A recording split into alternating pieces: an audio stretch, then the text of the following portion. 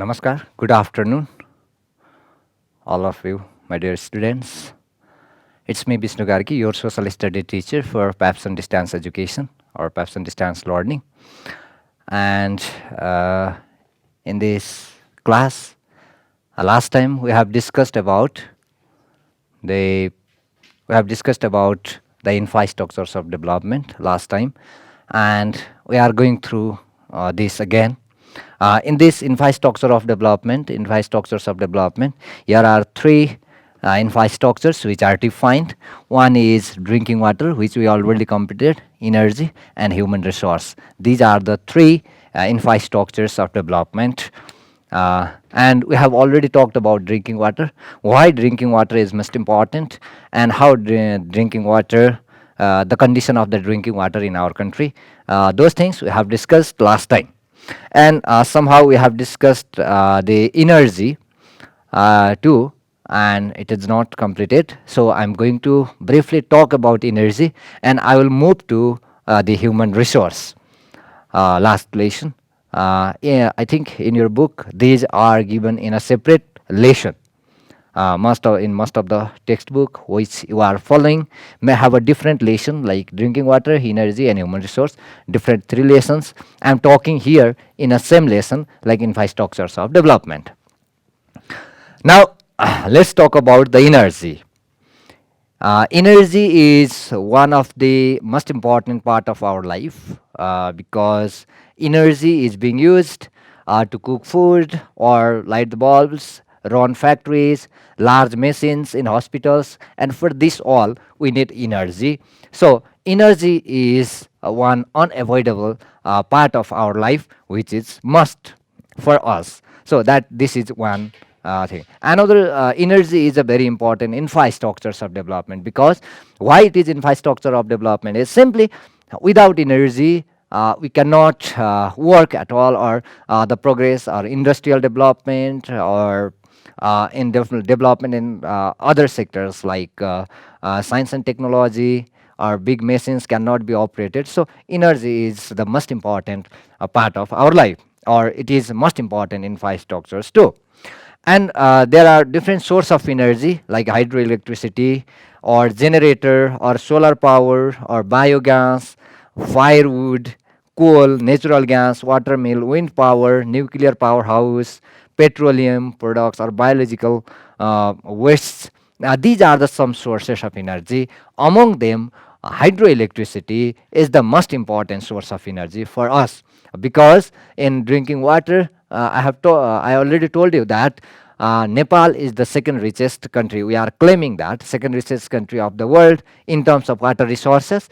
And from that water resources, or from the rivers in our country which are flowing, uh, uh, though from those rivers we can produce around, the tentative survey shows that 83,000 megawatt, but technically or financially we can produce around 43,000 megawatt into three different river basins like Kosi, Karnali, and Gandaki. Means that much energy can be produced within our country from our rivers, isn't it? So that hydroelectricity is the most important source of energy in our country. So this is one. Another thing. Well, how is the situation at present regarding the energy in our country? These things we need to know. Like Nepal is very rich in water resources, which I already told you, and there are big rivers like Kosi, Gandaki, Karnali, Rapti, and Mahakali. These are some, as well as many other lakes are there, and other many revolts or rivers are there. Big or small rivers, like there are around about 6,000 or more than 6,000. Many people are, we are claiming this much rivers are there in our country. Most of them originated from the Himalaya region, or they are perennial, as they are fed by the Himalayan snow, and they are flowing every time or 12 months, isn't it? So from those rivers we can produce large amount of energy. So we have a very high potential of hydroelectricity in our country, which I already told you. Feasibility studies have shown that as much as 83,000 megawatt of hydroelectricity can be produced or can be generated in Nepal, that is so. And at least 43,000 megawatt of hydroelectricity can be generated financially or technically at 43,000, that is. And but by now, up to now, how much we have produced means simply we have not been able to generate even 1%. Now we have generated more than 1%, but not more than 2-3%. Means how much capacity we have, just 2-3% or 1-2% we are producing up to now. Means see there the possibility of hydroelectricity. That is the things what we need to know. And if you talk about energy or the development process of the energy, the very first one is Farping hydroelectricity project.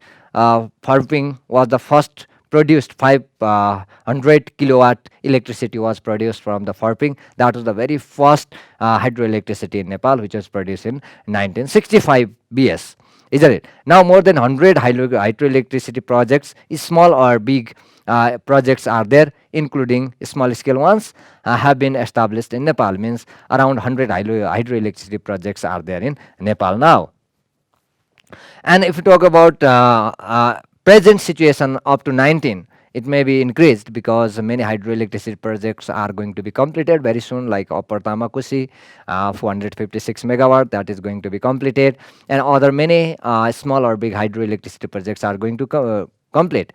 Early of 2090s data shows that 1073 megawatt only we are producing. Means technically, like we can produce it technically and financially we can produce 43,000, but just 1000 megawatt we are producing. And total installed capacity of hydroelectricity is 1073. And the largest one, the biggest one is Kaligandaki A, 144 megawatt, is the biggest project of the operating hydropower projects of Nepal so far.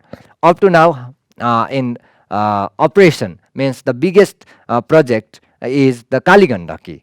And like if Upper Tamakusi will be completed, that will be the biggest one, because that is going to be completed very soon, isn't it? Very soon the Upper Tamakusi is going to be completed, and from that Upper Tamakusi, 456 megawatt hydroelectricity can be generated. If we are able to generate or complete that very soon, or in the stipulated time or given time, within the time frame, the our dependency upon India regarding the energy will be reduced, or almost we will be sustained for the time being, isn't it? Because now we don't have the energy crisis or load setting. This kind of problems are not there in our country, not because we are producing as much as we need, but because we are importing from India and we are reducing the energy crisis in our country. So if Upper Tamakosi will be completed, and we will be sustained ourselves, that is the very most important hydro electricity project in our country. And there are other like electricity are there: Kulekhani, Marsangdi, Madhya Marsangdi or Mid Marsangdi, Upper Marsangdi, Bhotekosi, Trisuli, Khimti, Chilime, and Modikhola are some other major hydropower projects in our country. These are, and there are other hundreds, dozens of other projects are there which are small scale. In addition to hydroelectricity projects, diesel plant which is in Hetauda, now that is not in operation, I think. And solar panels also is the source of energy in our country. Wind plants also generate electricity. These are the most possible source of energy in our country. Most important source is water or hydroelectricity. Second is the solar panel or this solar energy, and another is wind energy. These are the major three energies which are possible in our country. We need to understand this. And you can see there here 10 major hydropower projects of Nepal. Now, like Kaligandaki, I already told you 144 megawatt. And that completion year also is given there. Mid Marsangdi, Kulekhani, Khimti Khola, Upper Marsangdi, Upper Bhotekosi. Another Bhotekosi project is also going on. Kulekhani second, isn't it? Chamelia, another the Upper Mahdi. These are some projects or top 10 projects which are in operation at present. This is the situation, overall situation means they in the 1073 megawatt is producing from these projects, including other many like small scale projects are there in different places, or hundreds of small scale projects like 300 kilowatt or 200 kilowatt, 100 kilowatt kind of projects are there in many places, so that many local areas are being used to are being able to use the energy. This is what the energy is. Means why energy is the most important source of the or most important infrastructure of the nation. That things we need to understand. Because without energy, or if there is the energy shortage in the nation, there will be lots of problem regarding the development of industry, regarding the trade or business, many things, isn't it? We cannot operate big machines. Even at present, most of the time we have used the large machine in construction, isn't it?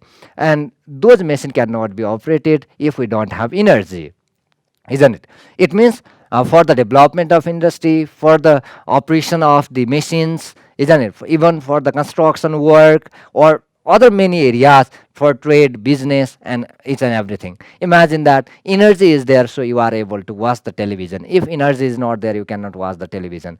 The process, this learning process we are going through, this online or distance education, this process, it won't be there if energy is not here, isn't it? If we don't have energy, imagine that. Is it possible to learn like this? Obviously not. If energy is not there in your place, means you cannot watch this program or this learning. You cannot learn from this class in your place too. It means energy is the most important infrastructure of the development. That is the things we need to understand. Another infrastructure here is like human resource.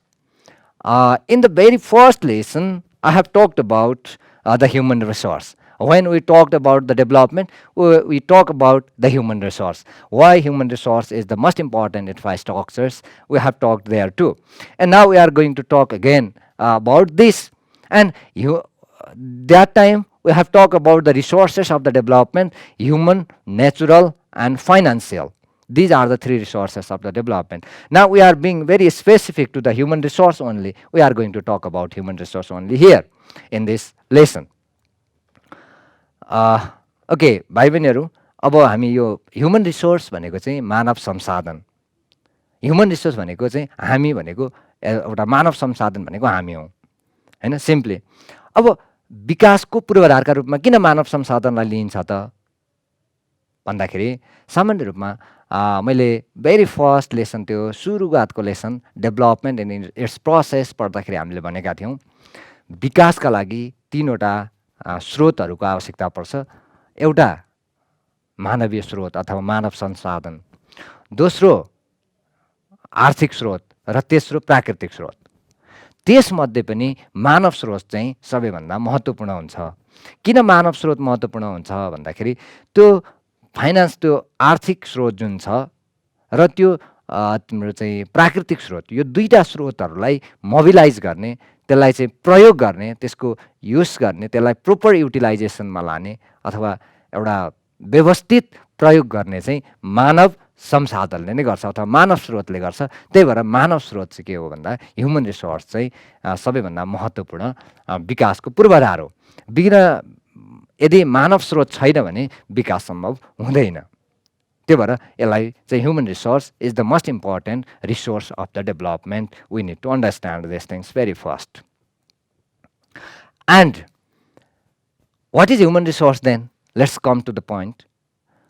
Human resource means we are the human resource. People who are available for the job are called human resource. Or we can say labor force or manpower, also called human capital. It means the person who are available for the job, for the certain work, isn't it? Those are known as human resource. Or we can say human capital or labor force. Human capital means, I already told you, There is a financial resource, natural resource, and human resource. Human resource भनेको capital, मानवीय सम्पत्ति, human capital means, and which is helpful or which is used for the mobilization of the remaining two resources, isn't it? So, human resource simply means we. Humans are the human resource who can or who are available for the job or who can work, isn't it? The person who are able to work are the human resource. The person who are working in a certain field are the human resource, isn't it? Human resource means healthy, skillful, and experienced human resource. Healthy, who can work, who can contribute for the development. Healthy means health. You have studied in EPS or health. To be healthy means physically, mentally, and socially. If any persons who can contribute for the development, who is healthy physically, mentally, and socially, and contribute for the development, those are known as the human resource. And this human resource can be categorized into three types. It means the human resource can be categorized into three types. One is unskilled,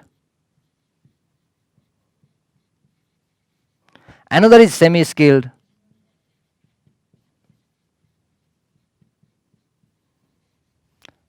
another is skilled. These are the three types or different types of the human resources. These are the three different types of the human resources. Human resource means the persons or the people who are available for the job or who can work in a certain field or who can contribute for the development or for the progress, for the change of the society is human resource. And that human resource can be categorized into three on the basis of their skill. Like unskilled, अदक्ष जनशक्ति, semi skill अर्धदक्ष जनशक्ति र skill दक्ष जनशक्ति भनेर भन्छौँ हामी. अदक्ष भनेको जोसँग ज्ञान सिप छैन, सेमी स्किल भनेको ज्ञान र सिप त छ तर he is not the expert in that हैन, र स्किल भनेको चाहिँ पूर्ण दक्ष भनेको the person who gain skill, knowledge, experience in a certain work. In this way, human resource can be categorized into three. And which one is the most important? And let's talk about skill human resource. Skill human resource is the most important human resource for the development. Why means skill human resource only can make a plan, proper plan and policies to mobilize the remaining two resources here. Remaining two human resources, semi-skilled human resource and unskilled human resource on the one side. On the other side, skilled human resource only can make a plan and policies for the mobilization, proper mobilization or utilization of the financial resource and natural resource. Isn't it? A simple example. When we are planning to construct one bridge, simple example. When we are planning to construct one bridge, first we need engineers. Engineers are a skilled human resource. Isn't it? If we are going to construct a hospital, and we need doctors. Doctors are the skilled human resource. If we don't have doctor and we are constructing the building for hospital, that building does not cure the patients. There is no any possibility to cure. Isn't it? So that skilled human resource is most important human resource for the development. Means, see there, see this in the slide.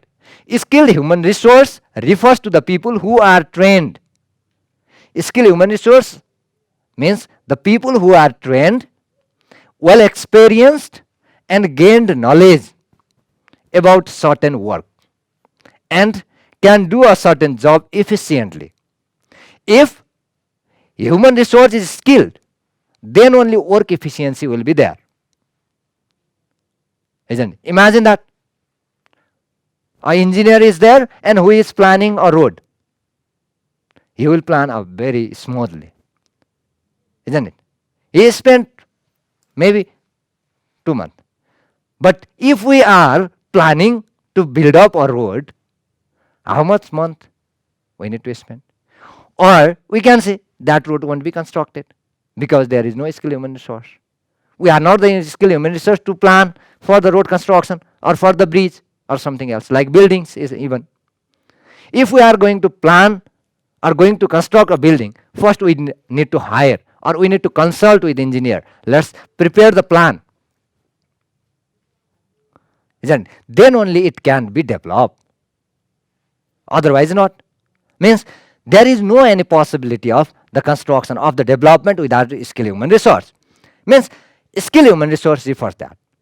It means they are the well experienced person, they gain the knowledge, they are trained for that work, and they can perform certain job very efficiently. Efficiency, work efficiency will be there.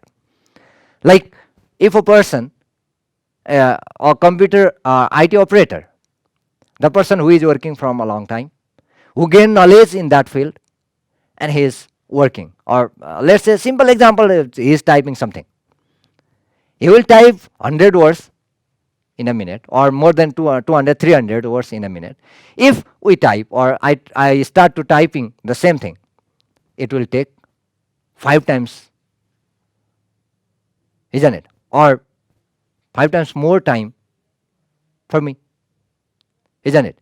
Why? Means work efficiency is not there now, isn't it? Because I am not well trained for that work.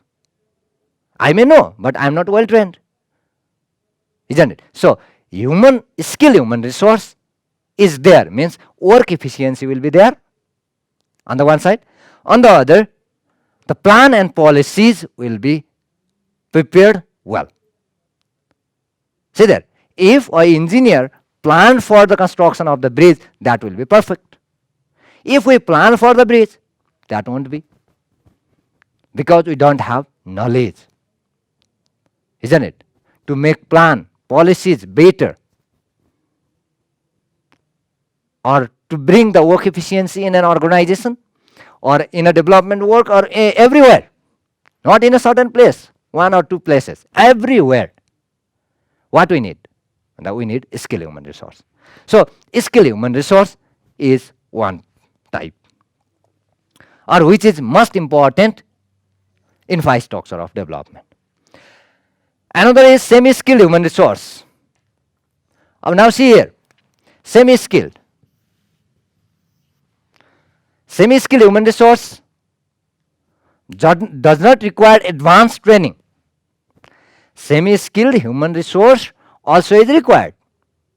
This is, it does not mean that semi-skill is useless. Semi-skilled human resource also is required for the development, but